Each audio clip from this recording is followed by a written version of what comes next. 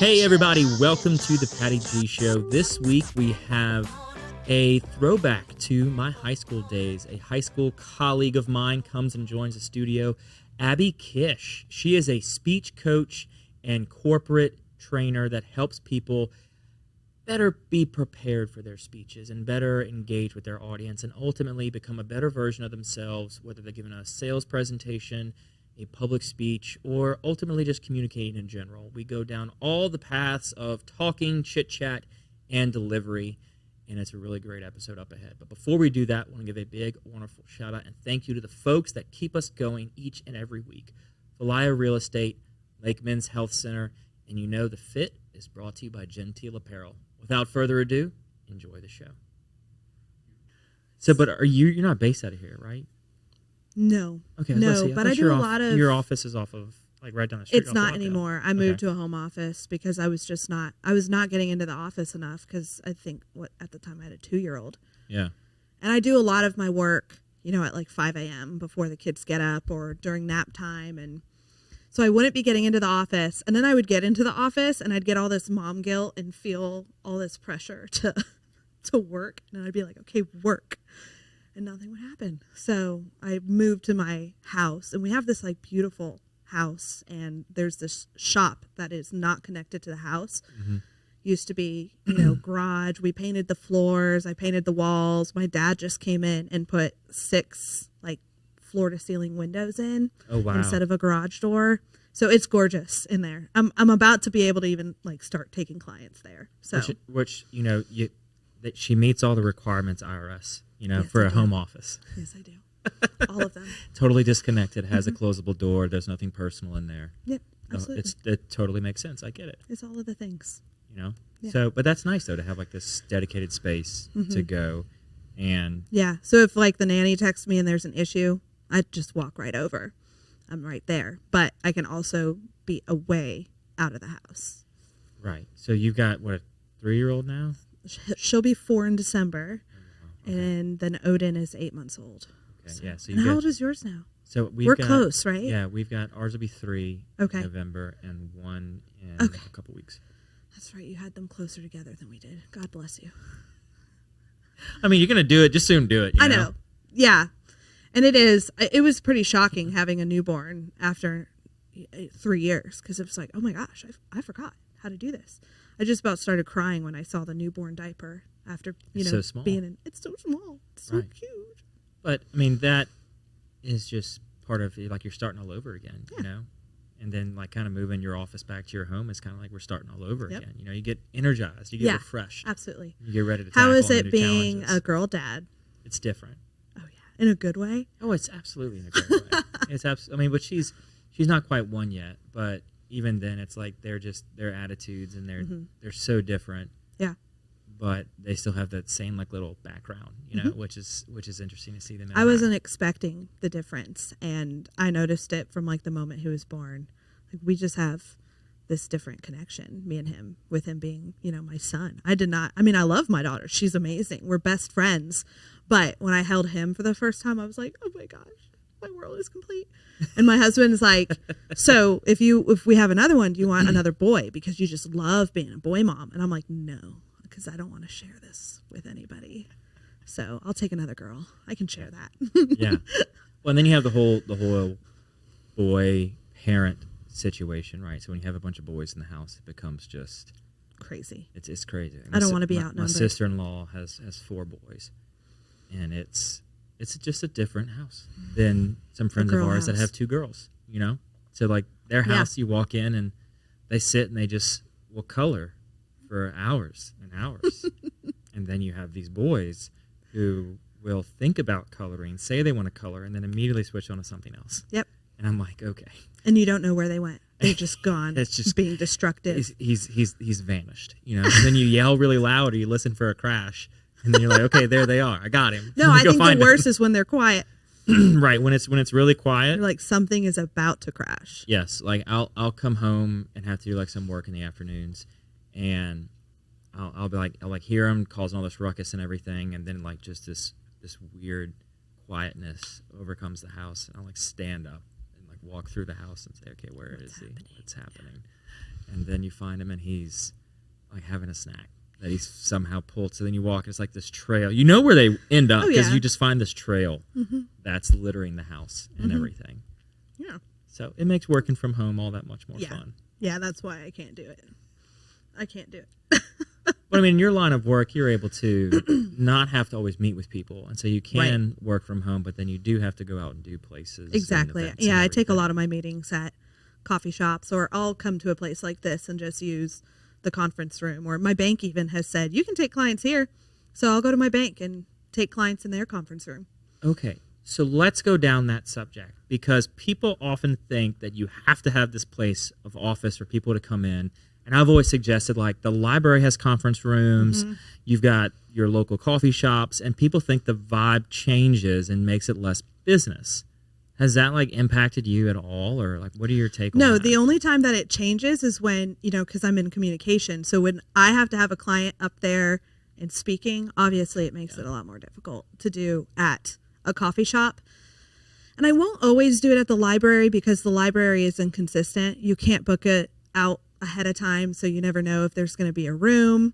But yeah, no, I don't think it's less professional at all. I think we live in a remote working, mobile office space world. So it usually works 9 times out of 10 to meet someone somewhere else. I don't know. I feel like making the people stand up in the coffee house and practicing their speech would maybe help them overcome their public speaking barrier. It is funny because I tell a lot of my clients, if you want to get better, go be intentional in how you order your coffee in the morning and talk to your barista and force yourself to give them eye contact.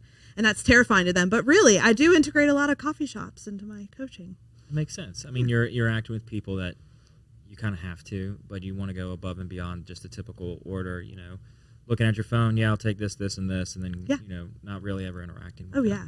Yeah, and that comes from when I was a barista at Starbucks. I liked it when people gave me a little bit of extra attention. It's like, oh, yay, that person smiled at me today. That's so great. And that's the other piece. When you're in the public and you're interacting with somebody at their job and you give them a little smile, you just brought some joy to them. It changes everything. It really does. Because not all customers are polite customers. No. Especially when it's, 5, 6 o'clock in the morning and you've got... Oh, my gosh. Before coffee, customers are the worst. I will go to bat for that. You can be in a really difficult client relations management job being a barista before people have had their coffee, and when they're stressed getting to work, it's the worst. I remember I one time had a shift on Thanksgiving because I was a shift supervisor and they were offering time and a half, and I was like, yeah, I could do that. And I took it because I was so excited. I was like, oh my gosh, everybody's going to be so happy and cheerful and in the Thanksgiving spirit. I can tell you right now, everybody was so mean. And it made me so sad. I went home for Thanksgiving dinner and was devastated. Everybody was so mean. And our tips were terrible. They were the worst day of the year on Thanksgiving. Well, it's because everybody on Thanksgiving, being one of the most traveled 4 holidays, is always in a rush to go to and from whatever place they're trying to get to. Yeah. Or if they're heading into work, they're already miserable because it's a holiday. Yeah. So you're setting, I would have been like, no thanks, I'm not going to do that. That's setting myself up Abby. for failure. Trying to order coffee and I just forced you to have a good day. Well, but see, that's good. You need that in people's life. Yeah. And so you're bringing that in, with this Kish consulting business where you're trying to make people feel a way to find that energy within them. And say, you got to be positive in whatever form of communication you're doing. Oh, yeah, absolutely. So then when you first kind of got into this, I know a lot about your background, mostly because we went to high school together, I guess. Yes. In our speech and debate organization. But what kind of led you down this path to go into coach people in public speaking? Yeah. So as you know, I was in competitive speech and debate. We did that together. You and I partnered together. We did. At your first debate camp ever. And we won. I think so, right? We're just going to go with that story. We're going to go with that story. Right. And coordinated seersucker, of course, because there was no other way. I think fashion was my favorite part of speech and debate. So I was in competitive speech and debate for 7 years and initially was terrible at it. My mom forced me to keep doing it. And then I gradually got better and better.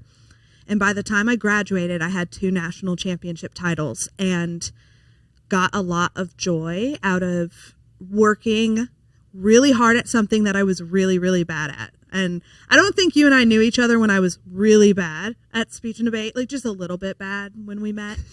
But I mean, I had people look at me and say, really, you're going to do debate. You're going to try this. And I'd say, yeah, might as well give it a shot. So it was really awesome to be so bad at something, work really, really hard, and then see results from it.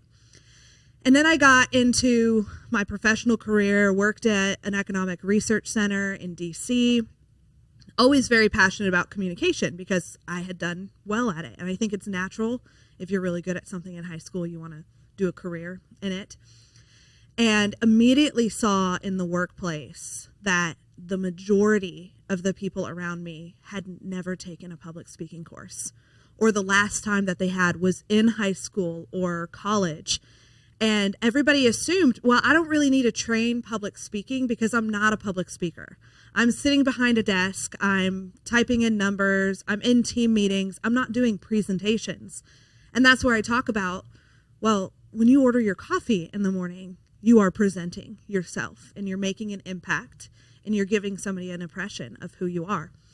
I just saw so many of my coworkers not go after things that they really wanted because they lacked the confidence to have the conversation. And then fast forward a little bit later, I saw a tech company at a pitch night. And you could tell, I mean, this was a founder. He had invested years of his own knowledge, expertise into developing this software. And when he stood up to talk, his eyes were at the ground. He was super quiet. I couldn't hear a word that he said. And all he could tell me about his product was that it could order me pizza. And that was it. I mean, it was like this revolutionary, it was robotics and AI before anybody was really talking about AI. And all he could tell me that this revolutionary software could do was order you a pizza. And that's when I realized that this founder's business wasn't going to fail because it wasn't the right time or because there wasn't money or because he wasn't good at what he did. It was going to fail because he didn't know how to talk about what he was passionate about. So I saw a huge need to take what I was seemingly good at, public speaking in a speech and debate format, and tailoring it to the professional world, both entrepreneurs and professionals, to say, how do you show up 100% to the best of your ability every single time you open your mouth? Welcome to the brand new Falaya mobile app. We took all the same tech that's helped hundreds of people sell their homes themselves and packed it into an easy-to-use app for your phone. When you download the Falaya mobile app on either the Apple or Android App Store, you'll immediately be able to see the power of this game-changing tool. From the seller's dashboard, you can navigate to all the information that you need. We intentionally separated everything into key groups, such as tasks to be completed, buyer leads for your listing, and contact information for everyone involved through closing. When you get an offer on your property, you can simply review and respond all within the app. No matter where you are in the world, you'll be able to monitor everything that's going on with your property from listed to sold. It's truly the power of Falaya in the palm of your hand. Download the app and see for yourself. Falaya, it's real estate reimagined. Yeah, which is highly needed. Highly needed. Like, you don't realize the amount of people, even on like Zoom calls, give a little bit of security for folks who are uncomfortable speaking in public. But even then, you can listen to them and you can kind of see them when and if they have their cameras on. Yeah. And you're just sitting there thinking, you know, either you're unprepared for this meeting, which is a high probability, or you're uncomfortable with the topic, or you're just uncomfortable speaking and presenting what you have to do. Yeah. And oftentimes it'll be an investment pitch, or it'll be something where somebody has to explain a very detailed thing that they just can't put a word to. Absolutely. And they're sitting there trying to go down and talk and all this and that, and you're just like, I just want to stop you and be like, why don't we take a breath? You like restart, re-gear, and then we can keep moving forward. Yeah. Because it does make a difference with whatever you're doing, whether it's you have to present to your boss, whether you have to present to a friend to say, hey, we need to do this activity. There's some form of presentation in every If you're married, if you're married, and your relationships and your friendships all the time. And what I see is that because people, I mean, you've heard it. I mean, I think public speaking is the number one most feared thing over death. 75% of that's the last statistic I read. 75% of Americans are more afraid of public speaking than death. And I think that because people don't put themselves out there to present publicly, they don't take the classes, they have no idea of how good they could actually be if they took those same skills and applied them into their relationships, in their conversations, in their pitches, in their team meetings. I mean, communication is the one thing that everybody shares. You could be in polar opposite industries. One person could be in sales. One person could be in industrial. It could be polar opposite, but the one thing that drives everybody's business is the conversations that they have. And yet we don't invest in that skill. Right. And it's often, there's no investment, and there is, well, I took a public speaking course in college. I took one in high school. And when you look back and you think about it, unless they're engaging in an activity above and beyond the required curriculum, like I say had to, because I feel like our parents kind of. I was forced, yes. I was politely nudged in the direction to go that way, and loved it from the day I got there. So it was a little bit of a different take, but everybody else that was in the group with us, I felt like was forced to be there, which was great. And it was, you had all these people not wanting to be there, and then by the end of the year, we all were best friends, and this was great, and this was a fun thing to do. But it was outside of our normal curriculum. It was not required for us to get our high school diploma. It was not required for us to get a college degree. College requires it, and so because it's required, I feel like when I was at LSU, everyone in the class for public speaking didn't really give it their all. You know, maybe 75% did not give it their all, and that 25% did. And I was just amazed at the fact that we have the ability to be in this relaxed setting, because college courses are going to be the most relaxed you're ever going to be. And you have the ability to learn and overcome whatever challenges or obstacles you have when presenting or giving a public speech. Now is your time. And they all just were like, no, we're here for the course. We're here to get let's just get it done. We just want these 3 credits so we can move on. And then you see these people in the workplace, and it's like, you were there for the credits. Yes. You were there for the credits. You actually did something with it, you know? It's so obvious to tell whether somebody, because you can tell if they're going to be a good presenter right from the time they get started, regardless of how much they prepared. Because if they've presented, if they're a good presenter or a good speaker, they can probably bluff their way through half of it. And you would never know because of how well they presented it. And if they're very well prepared and not a good presenter, similar to the guy at the pitch night, they can be an expert in their subject matter, but be unable to deliver whatever message they're trying to do. Right. And to be a little bit of a devil's advocate there too, talking about the people who are totally confident, extroverted, they can talk in front of people. I'm a big believer that because there is natural confidence there, they don't challenge themselves in the way that they need to in order to show up how good they actually could. So, I mean, you're seeing people who are sitting on a gold mine, like, holy cow, you have the ability to persuade the people around you, to make an impact, and you're just relying on the fact that you're naturally good at it. So you are skipping past the prep, or you're relying on the enthusiasm. The people I end up doing the most work with are the people that come to me and they say, I'm really confident. I don't need this. So-and-so paid for me to come here just, because we needed to do it.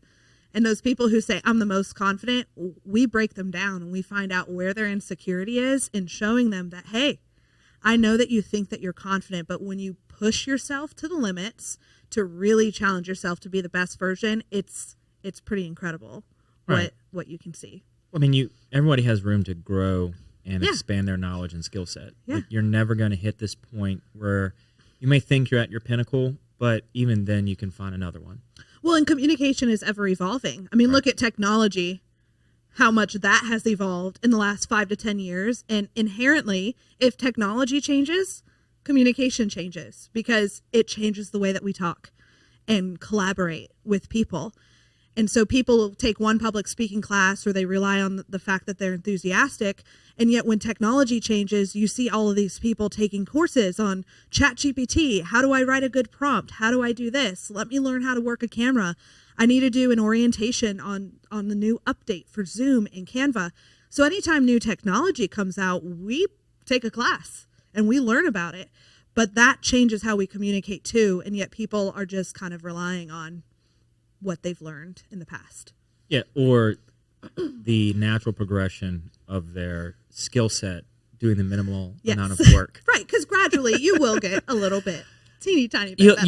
You'll get incrementally better yes. over time without actually taking some form of initiative to foster that skill and grow it. Yeah. And if you don't, you may get there, towards the end of your career, be able to present well and speak well, but I've had clients come in, and one guy was a retired executive from an oil and gas company.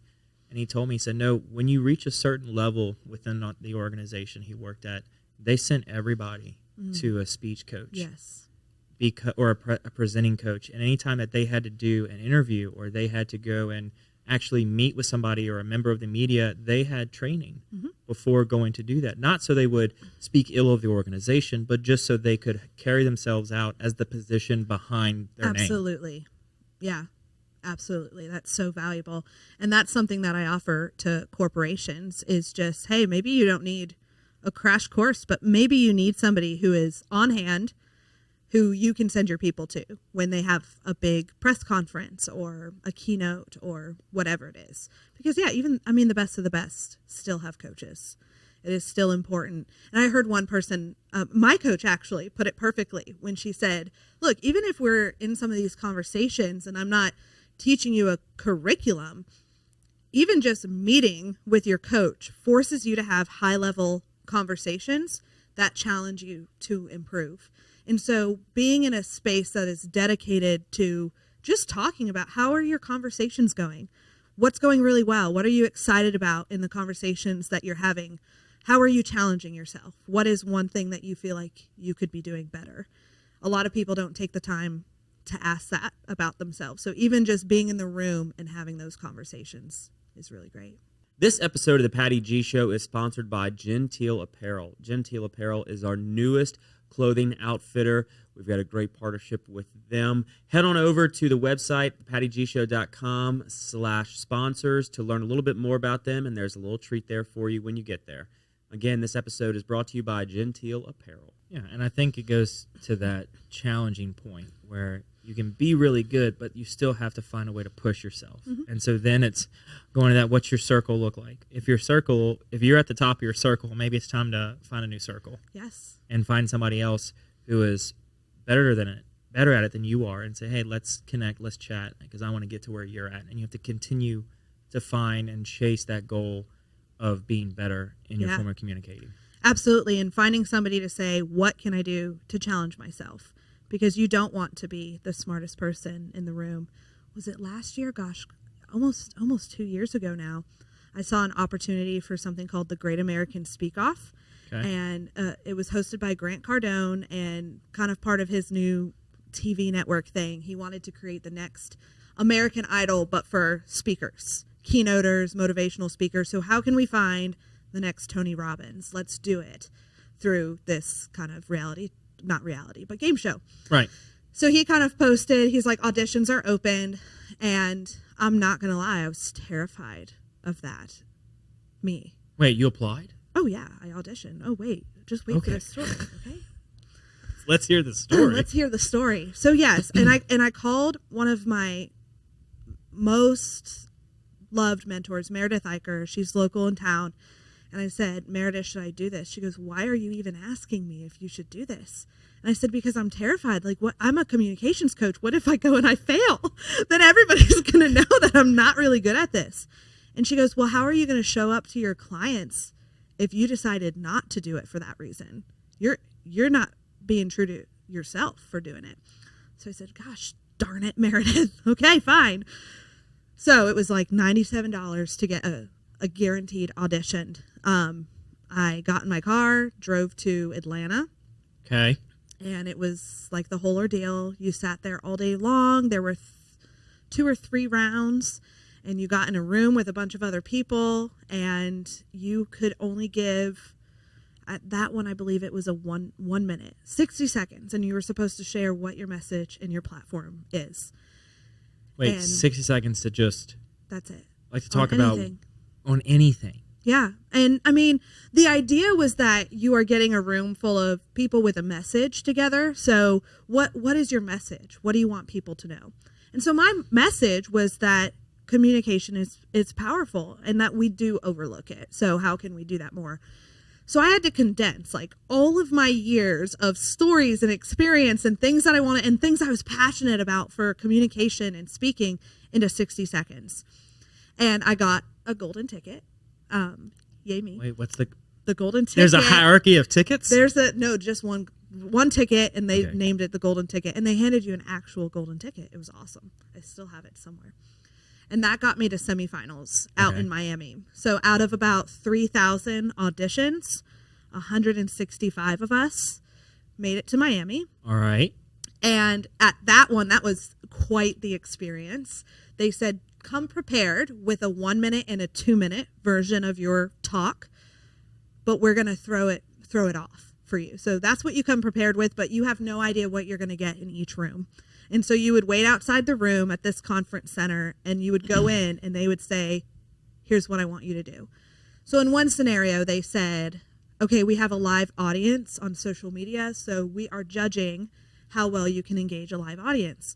That was a lie. They were actually testing how well you adjust to distractions.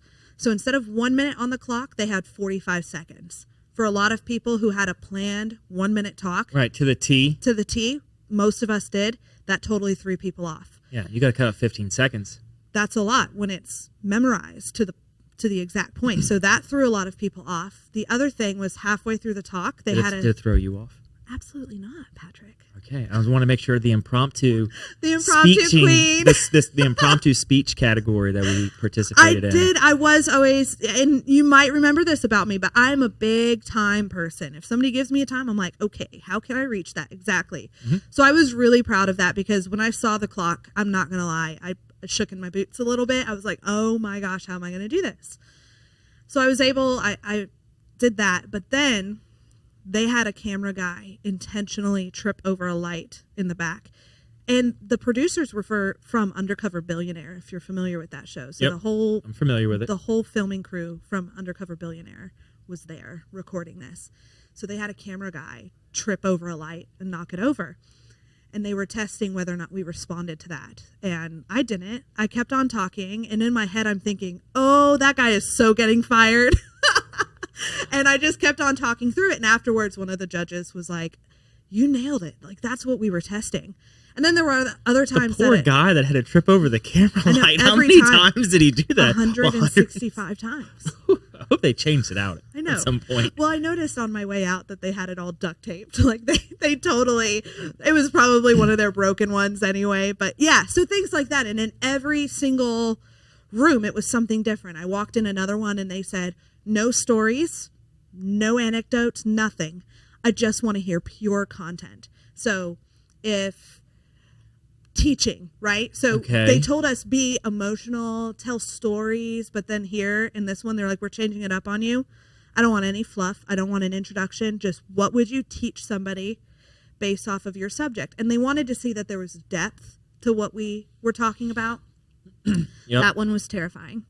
Another one was peer reviewed. So our judges were the people we were competing against. A lot of different formats, and it was amazing and really terrifying. I put myself out there and really scary.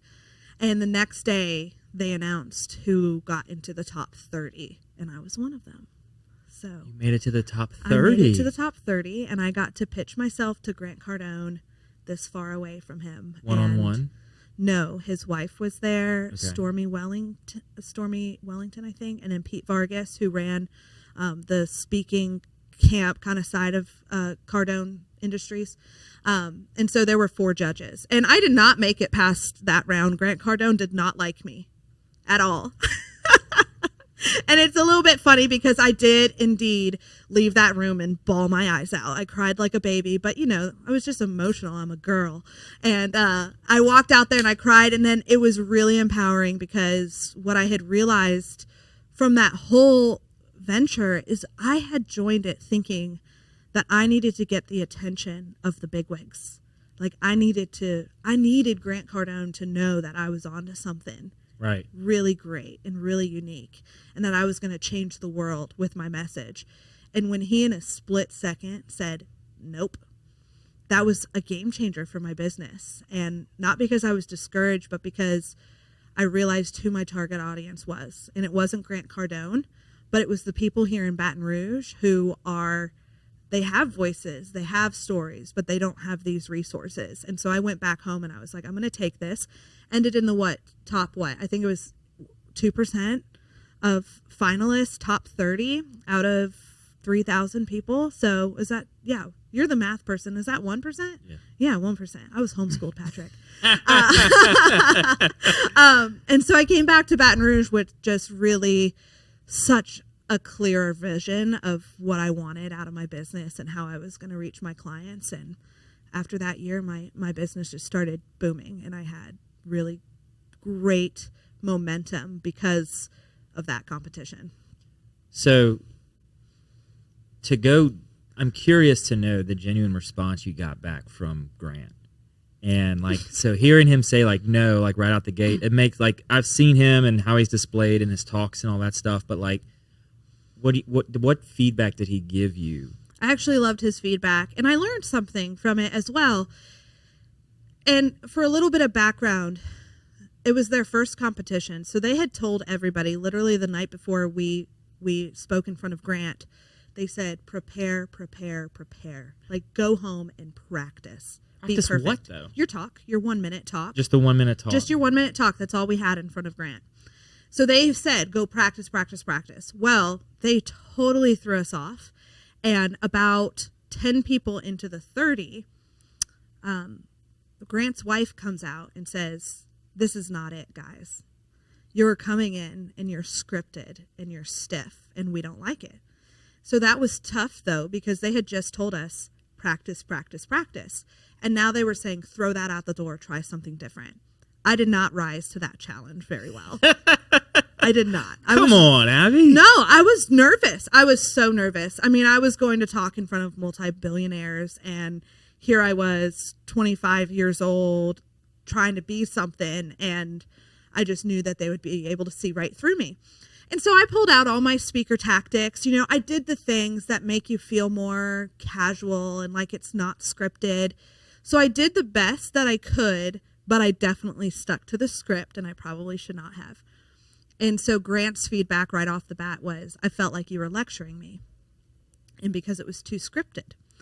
And I walked away and I was like, I can take that feedback. I put way too much pressure on myself to be something that I was like, I'm gonna school you on this, and it wasn't received well.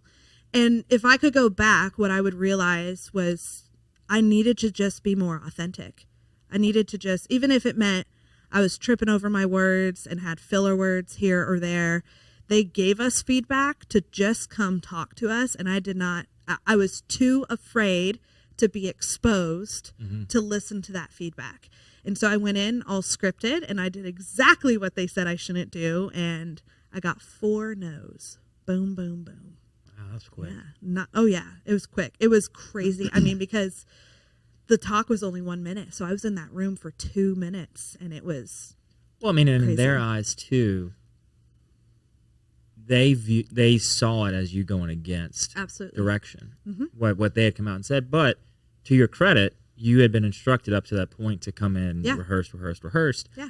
But there's a difference in acceptance speeches or impromptu speeches that are not known. You can be more authentic in how you present those in a podcast setting where it's not, you have to have these time requirements, you have to have these topic coverings. It's so much more relaxing. Yeah. But to go into a prepared speech, and with the history that in our speech and debate league, we had different speech categories, and a bulk of them, if not all of everything except 2 speech categories and debate were memorized. Yep. And so having the training of memorization and knowing verbatim what you're going to say each and every time. Yeah. Because for those that aren't aware, the speech categories were sometimes we were reciting books or enacting books. And you could not say the wrong word because then you were outside of the author's intent. Yeah. You were in violation. So like it was strict. And then having this thrown at you of no, totally change everything up, even as a polished speaker, you still often have a script you stick to. Absolutely. And the higher up you get in organizations, the more scripted you have to become. Yes. And, I think you know this. One of the categories I won was impromptu speaking. So limited preparation, 2 minutes for a 5-minute talk. See, I thought you for sure would have just nailed it. You thought so. Yeah. But I put too much. And again, this is the feedback that I would give everybody. I didn't trust myself. I didn't. Automatically, it became really apparent to me that I was only 25 years old and about to go pitch Grant Cardone. And when I tell you, I slaved over every single word of that I did not trust myself to go off the cuff in the moment. And I totally should have. But yes, so now there's a lot of strategy that I work with clients because as you have to get more scripted, there's different levels of how you memorize. And something that I teach is the difference between memorization and internalization. And if you work on your preparation enough, and I've really actually changed a lot of how I prepare for things, but if you prepare in a strategic way that I work with my clients on, when you go and present, it's not about having a script. It's about knowing what your message is beyond anything else. So that you could get a text from the wife that stresses you out right before you go up, or you could feel sick and nervous, and no matter what's happening, it's not that you have it memorized, but you have it like the back of your hand. It's been your soundtrack for days. The first thing that goes when you're nervous or when things aren't going as planned is word for word memorization. So when you have your message so internalized, it doesn't matter what's thrown at you, you've got it. And so that's really what I teach. It's not how do you memorize a script and present it well. It's I try to identify with my clients, what's your strength? Maybe you're a really funny guy. And so we're going to really try to incorporate that. For me, it's my enthusiasm. I always bring a little bit of personality whenever I talk. Identifying that, crafting our message around how we can use that strength, and then letting you be authentic, but knowing that, hey, I've worked hard enough to where I know what my message is, and I can go in no matter what's happening and nail it. Thank you to our wonderful sponsor, Lake Men's Health Center with Our Lady of the Lake Physicians Group. Guys, I know it's tough to get out and go to the doctor. I know it's challenging to find time in our busy days, but I promise you, signing up to be a part of this group with Dr. Curtis Chastain and Dr. Tyler Boudreau, you won't regret it for several reasons, but most of those being the fact of the time it saves, where you're able to get in on the same day, get that appointment done, and spend that time you need to talk with them about what your health goals and concerns are, as well as ensuring that the financial investments you have, you will be able to live out and see those come to fruition. So if you're an investing guy, you know all about and planning for the future and investing in the future. There's no other more important thing to invest in than your health. Make sure you go check them out, Our Lady of the Lake Physicians Group Men's Health Center, and tell them Patty G sent you. I like that delivery of internalizing the message over memorizing the speech. Mm-hmm. Because if you, and that's what, that was like my strategy going into extemporaneous speaking and going into impromptu speaking was understanding both limited preparation. Right. Talking. I think it was 3 minutes for impromptu and then you had 15 or whatever for extemporaneous. Mm-hmm. And going into that knowing, okay, let me write out my thesis. What is my agenda or my message that I'm trying to get out? And then you kind of just block everything from there. Yeah. As far as, okay, here is, an anecdote or a story. But then when they throw you at, hey, don't say any anecdotes or stories, say, okay, great. What's the concept? Go concepts? back to the thesis. Right. All right. Here's the message. And then what are the concepts that you can teach from this?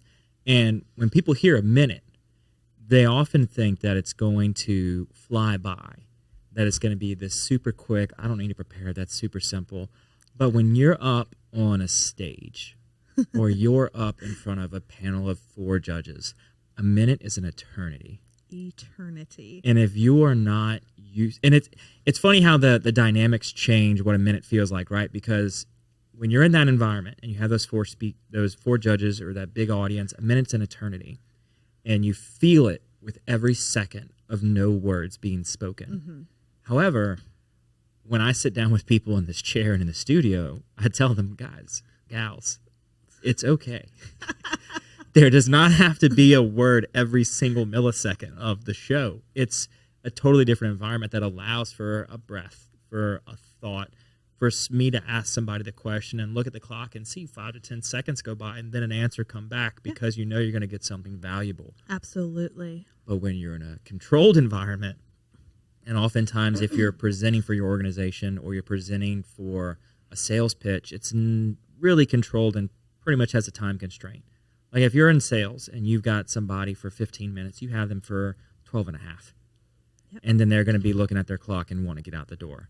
So then you've got to make sure your pitch and your message can be delivered in those 12 minutes. Yes. And then especially if you're doing a TED Talk, which I believe you've been involved in that organization in the past. I actually have not yet. So I'm a huge fan. And I mean, that is a dream of mine. So hello, Melissa Thompson. If you're seeing this with TEDx Baton Rouge, I would love the opportunity.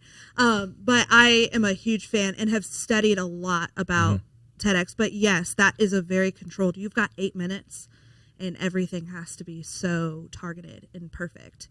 But to piggyback off of that, I love that you brought up this whole concept of pauses because it does feel like an eternity. And especially when you're in a controlled environment, if you forget what you're saying and you have to be quiet, I mean, it's the most gut-wrenching feeling on the face of the planet. Are you a musician by chance? Do you play any instruments? I played instruments in a past life. Okay. I haven't played any instruments recently. Yeah. So my piano teacher growing up used to tell me, because if you can't tell, I'm a very high energy type of person. And I would portray that in the piano. I mean, I didn't want any of the slow, methodical songs. I was like, I want the fast-paced, jumpy, like I want to be sweating at the piano. I'm playing it so fast. Right. And she used to tell me that, Abby, the pause is the most powerful piece of any music, of any song, because it gives your audience a second to receive and hear the note that you just played. And that resonated with me as a speaker because now I know that, hey, if I pause, it's just giving my listener a second to hear what I had to say. And now I incorporate it intentionally, even if I only have 12 minutes. And in that case, I find it to be even more important because you only have 12 minutes. You don't have 30 to re-explain things and make sure that they got it. You have to say things once and make sure that it resonates. So even if you pause for 2 seconds and let what you said sink in, your chances of retention and remembering what that message is so much higher. But people are usually way too afraid to take a little bit of a beat. Yeah, and everybody gets in their head the Mike Tyson phrase. You know, everybody's got a plan until they get punched in the face, and then when they get up on stage, they feel like that's the punch in the face. You know, Absolutely. when the lights hit you, and if you're in, you know, an extremely controlled environment, that time clock starts, and you start looking at it, and you're like, that's so long.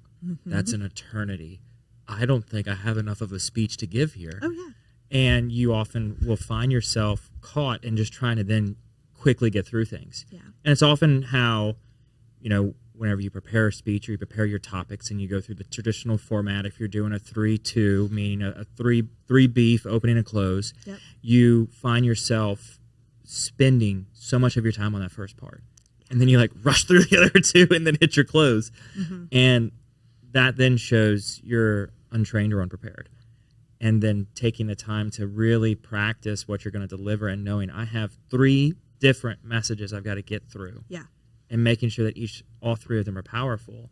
And it's my first instrument was saxophone. And so learning to read music and learning a crescendo and a decrescendo. Yes. And then translating that into piano that I then started playing later is, you know, I was like, you felt the music and as you should feel a speech. You know, you should be able to come in and kind of feel the rise and fall of what's being presented and then have at the end of the speech this it's almost like an abrupt ending. As you know, a conductor, they have the abrupt stop, and then when you're done you want to have the person recognize like, wow, that was powerful what I just heard. Yeah.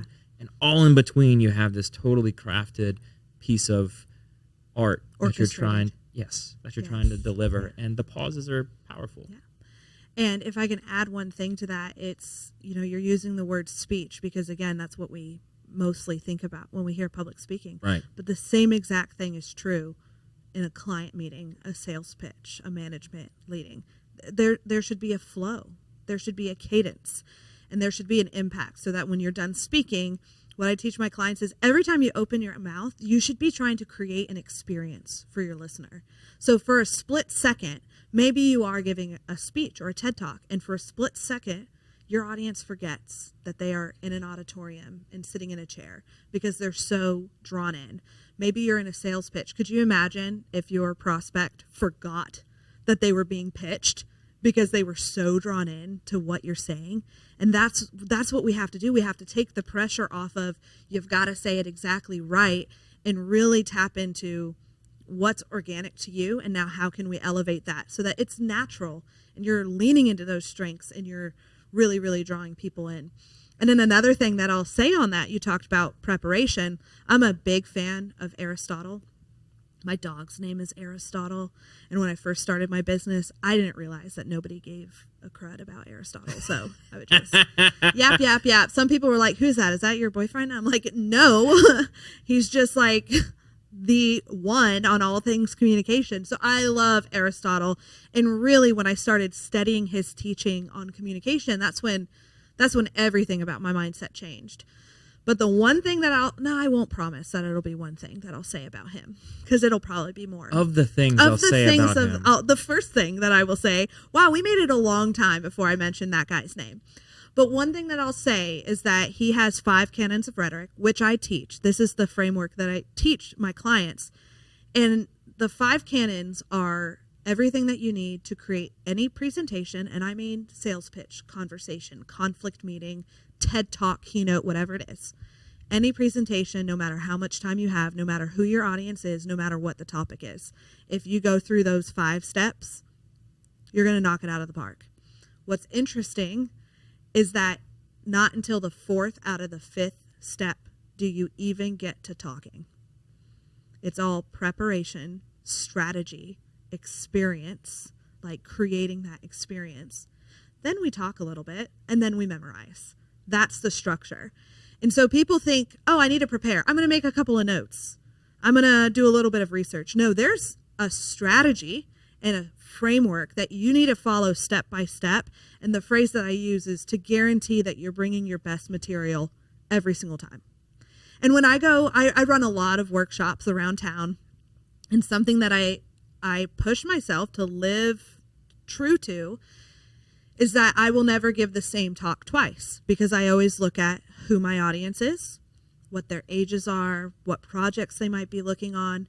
And even though, I've got a pre-prepared PowerPoint, I will go to my whiteboard and I'll start brainstorming. And step 1 of this framework is called discovery.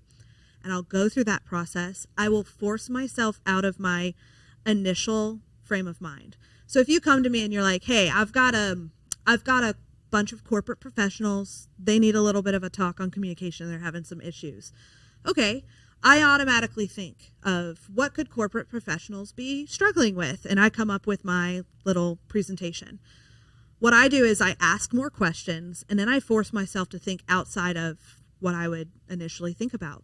I get creative. I play great music. I dance, which is so bad. Nobody is allowed in the room when I'm going through this discovery process. You now have blinds on the big floor to ceiling windows in the office. Absolutely. Nobody is allowed to see that version of me, but I just get creative, and I'm doing it for my sake to come up with my best material. And guess what? Not all of that ends up in the presentation, but because I'm giving myself permission to get messy there, I come up with new things all of the time. And so to circle back, that preparation is a lot more than just taking some notes. There's actual strategy and a framework that you do.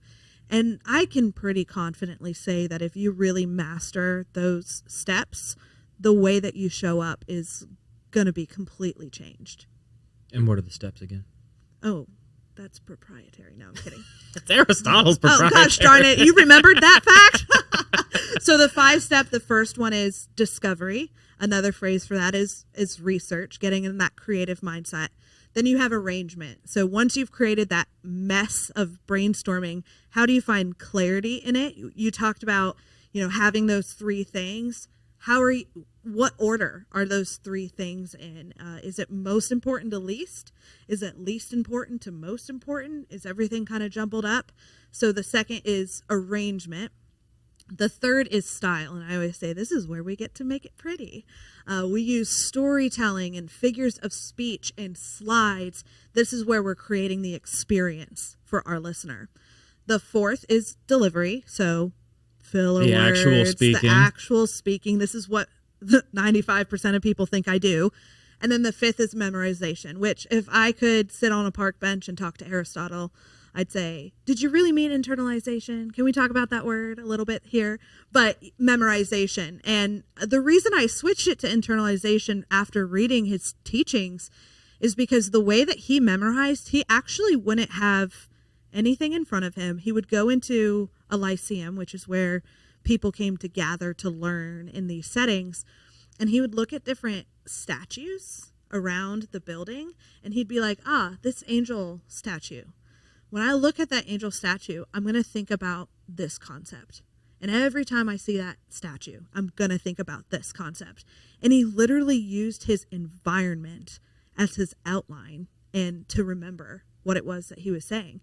And so that's why I started calling it internalization, because he didn't have the same methods that we have to record and to print out and to script and whatever it is. He just had to rely on his writings and then going into his environment and learning it. So those are the 5 steps. And when I tell you I have taken corporate professionals through these 5 steps and I have taken 8-year-olds through these 5 steps, and every single person is now equipped.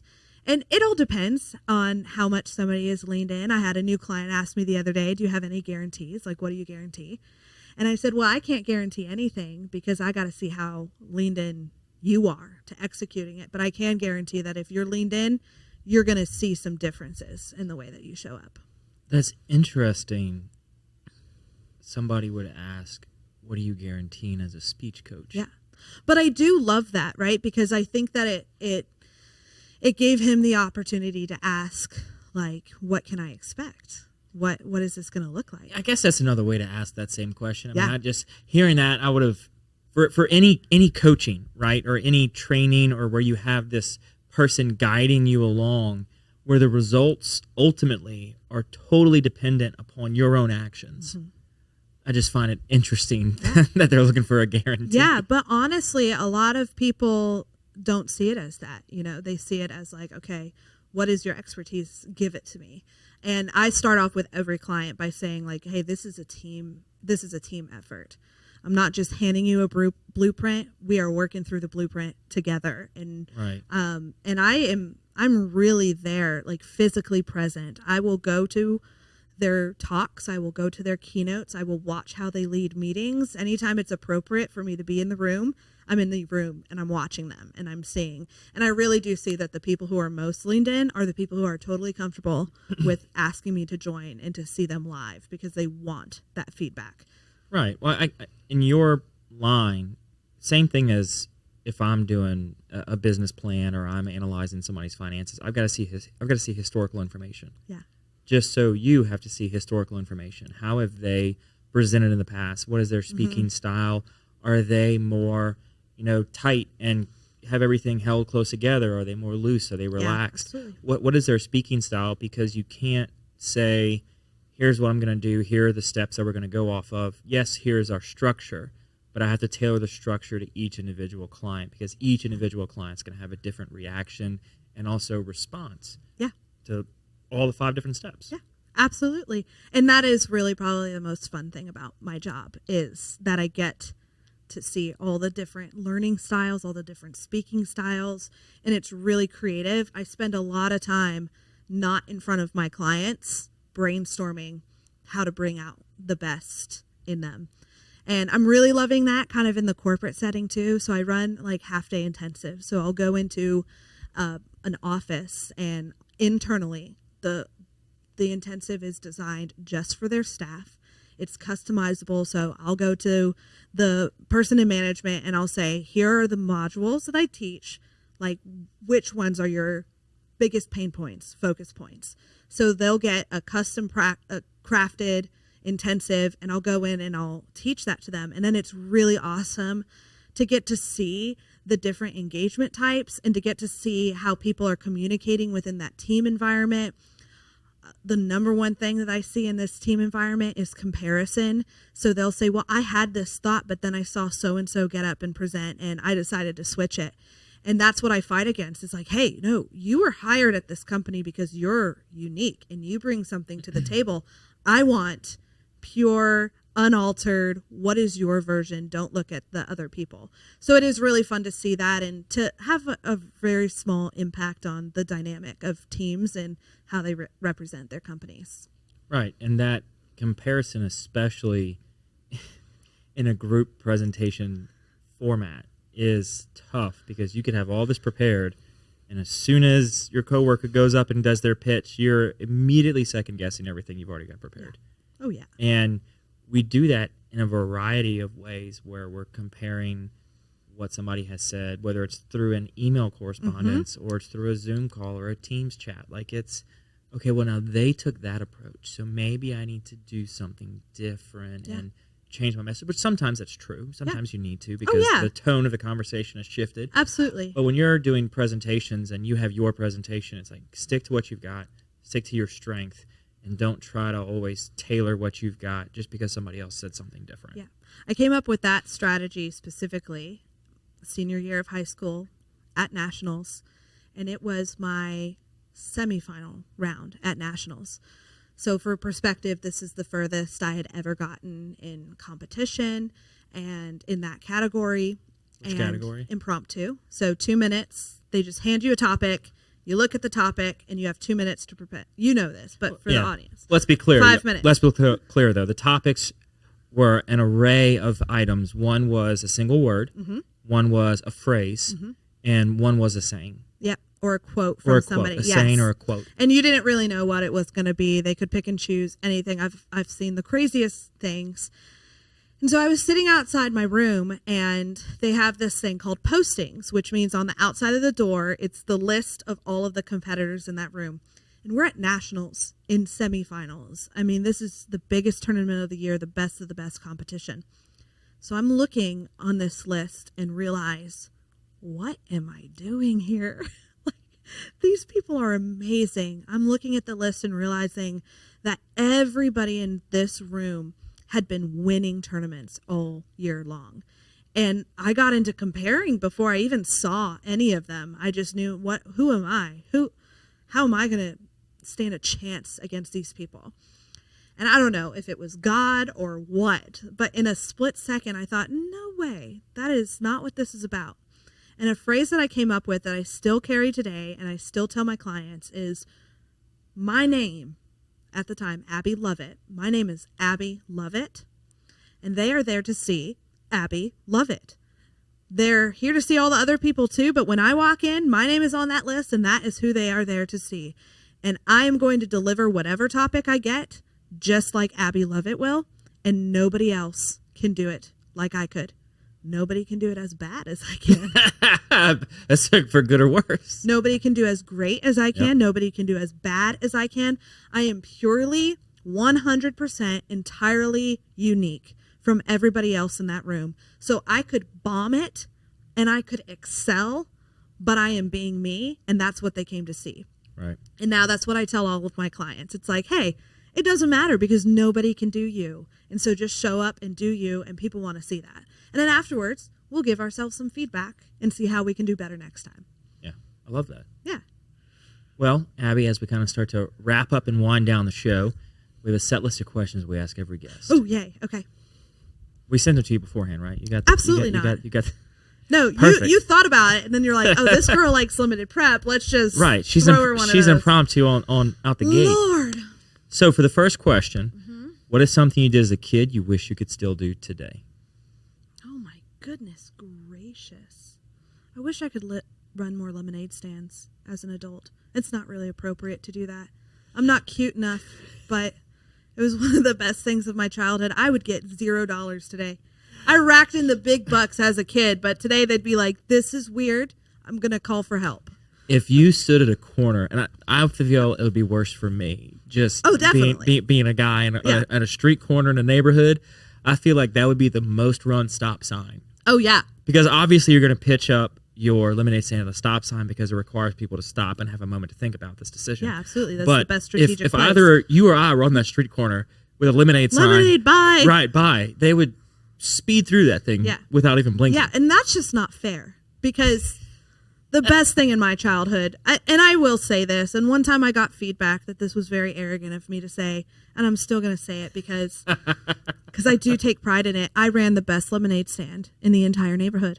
Was it the only lemonade stand in the entire neighborhood? Touche. But no, sometimes. Yes, it was. But I had a contract that my employees had to sign saying that they would be paid. You had employees? Well, yeah. Okay. Come on. How are you going to run a lemonade stand by yourself? Back there Well, I had employees because I would have my friends who would be the ideal candidates, but then because we were kids and fairness was apparently a thing, I had to invite their little siblings to join us, and I wasn't happy about that. So I had a contract written up, and I said, you will work for 50 cents an hour, and you will follow all of the rules, and if you disobey, you will be fired. And child labor laws were not a thing. No, well, they had a choice. They could sign the contract or they could walk. I would have preferred they walk, but they signed the contract and they worked for 50 cents an hour and they were happy with it. But I took it very, very seriously, and it was very strategic in my little 8-year-old mind. So yeah, I wish as an adult I could run some lemonade stands, get back to the simpler times. Those were simple, yet, it was the most serious moment of your life. It really was. So you have had quite a career in a multiple industry situations. Yeah. What are 3 lessons you've learned along the way? Of working with different industries or just running my business? You as a person, what are 3 lessons you've learned? So I just sat down recently with Julio Malera, and he put into words a big lesson that I've learned recently, which is just to slow down. I'm almost 27 years old, so I'm still young. And I think that young people in the age that we live in social media, in comparison, we put a timeline on things. And we think that we've got to be somewhere at some certain age. But the greatest success stories are definitely not the ones that happened overnight. They were the ones that were grueling, and you worked hard and you failed and you got back up and you kept on going. And so, I met with Julio and he asked me how young I was, and I told him, and he said, appreciate where you are right now. I've got 2 young kids at home. And so just learning to be like, hey, I know that one day this business is going to be amazing. And trust me, I'm working my tail off to get it there. But whenever I start feeling comparison, just know that, it's okay to be slow. So that's one lesson. Oh my gosh, that was kind of long. I'll keep the other great. 2. It was great. Thank you so much. It was great. It's the lesson that parents have to learn too. The years are fast, but the days are long. Yeah. Oh, so long. So long.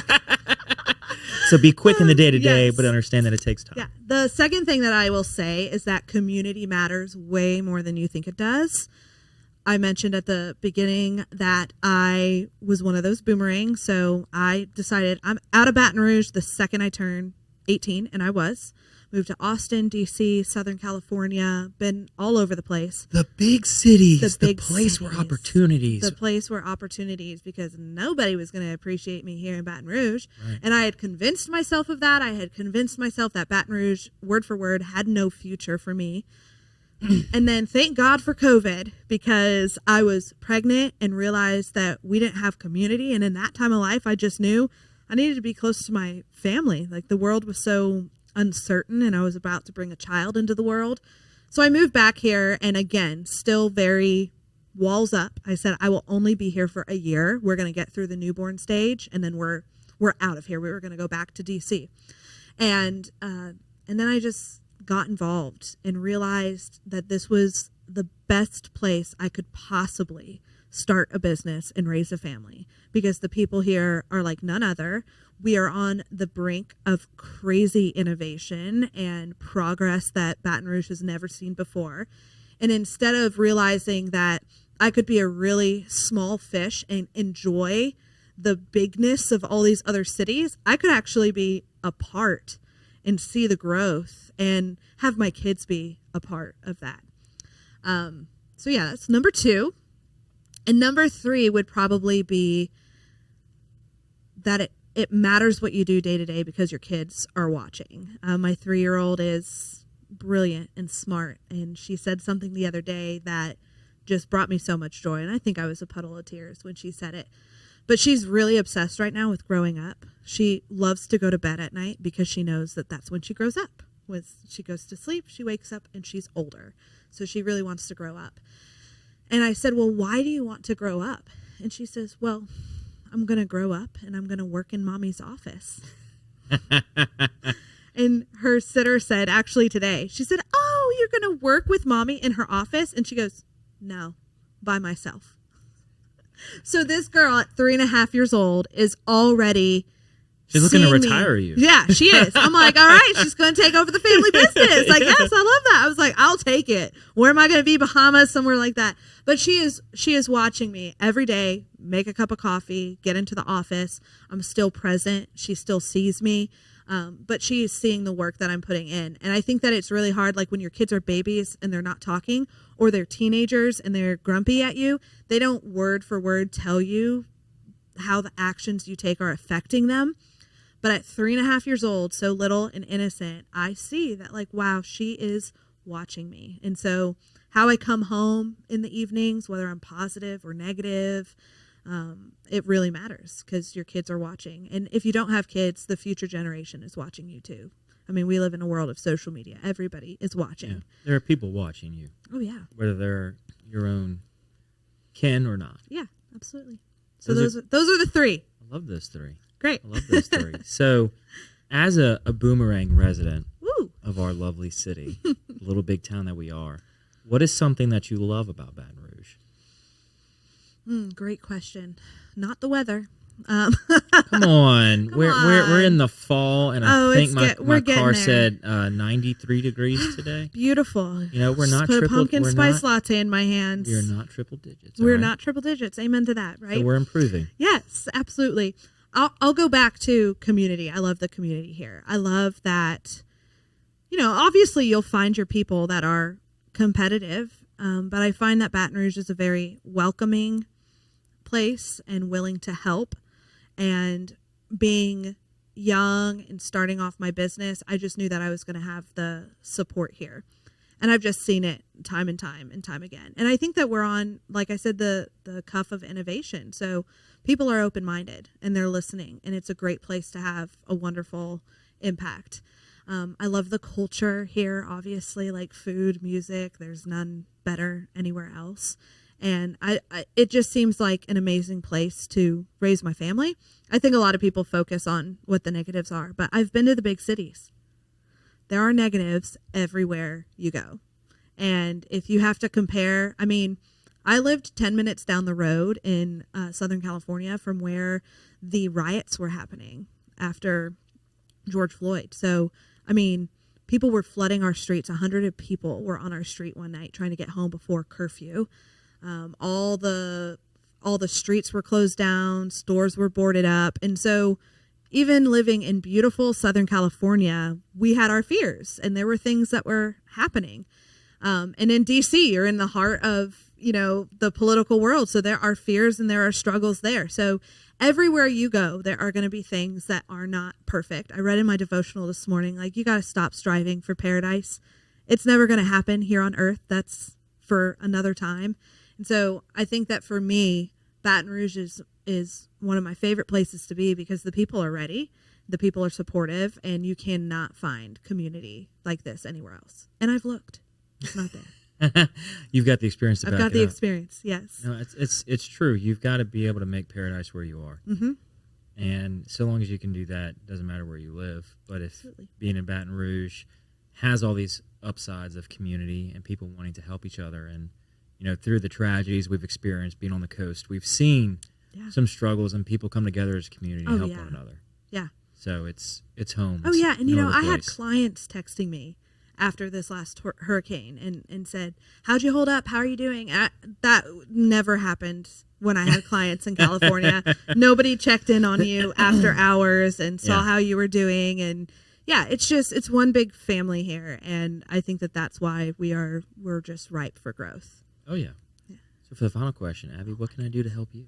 Well, you can spread the word about the mission that I'm passionate about, caring about your communication and how you show up, really. And my kind of motto is, how do you build trust every single time that you speak?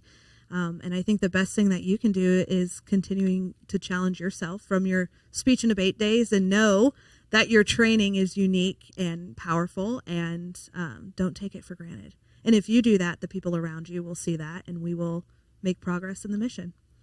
Man, a good ask. A good ask this time around. They've all also been a great. small loan of $1 million would be great. We'll have to cover that off air. Yeah. Well, anyways, thank you for coming on the show today. Thank you. I appreciate you being recommended to come on the show. You were referred. Oh, That's my goodness. right. That's so I know. exciting. So Such an honor. I mean, it speaks highly of what you're doing in this community and the impact that you have. Awesome. And so I really enjoyed sitting here and getting to rehash some Catching up. of the good old days, but also learning at where you're at right now. Yeah. It's all a fun and exciting time. So thank you. Thank you so much. Appreciate it. Absolutely. And thank you, everybody else, for listening or watching, whatever platform you're consuming us on. I really appreciate it, and I know the guests do as well. Communication is key. That phrase everybody knows, but it really is something that can make or break whatever situation you're in. So whether or not you want to employ Abby to help you out, just think about it. Just think about, are you intentional with your communication? Are you doing something and delivering a message that you're proud of and can be received well? And are you just actually presenting it in a good way, or are you looking down at the ground? And if you are looking down at the ground, definitely give Abby a call, and she's going to help you out. But y'all, thank y'all so very much. We'll see y'all next week on the next episode of This Patty G Show.